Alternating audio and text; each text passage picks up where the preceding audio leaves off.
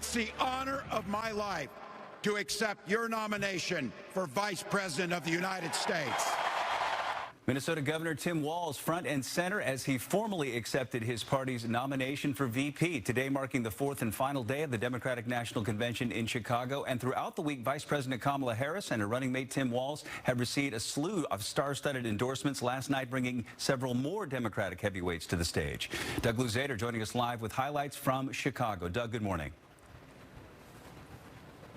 Good morning, and they are getting things ready for this fourth evening of the Democratic National Convention. The stage is right back there. That's where Kamala-Harris is going to emerge this evening to accept the nomination. Her running mate, Governor Tim Walz, was here last night, and he accepted his nomination for vice president. Never underestimate a public school teacher. In a surprisingly short speech, Minnesota Governor Tim Walz accepted the VP nomination, drawing on his experiences as a former coach. Our job for everyone watching is to get in the trenches and do the blocking and tackling. That's how we'll turn the page on Donald Trump.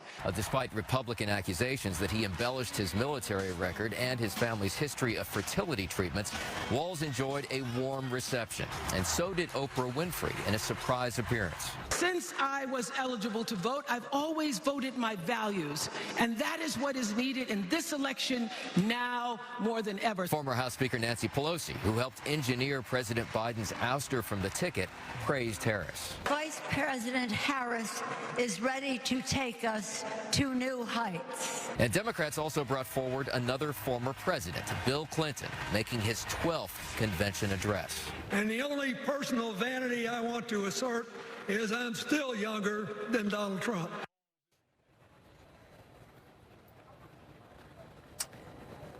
All right, and then again, here back at the United Center, they're getting ready for this final night. We don't have the full list of speakers yet, but it will culminate with Kamala Harris accepting the nomination. Former President Trump, meantime, is continuing his tour of swing states that he's been doing through the course of this convention week, and today that brings him to Arizona.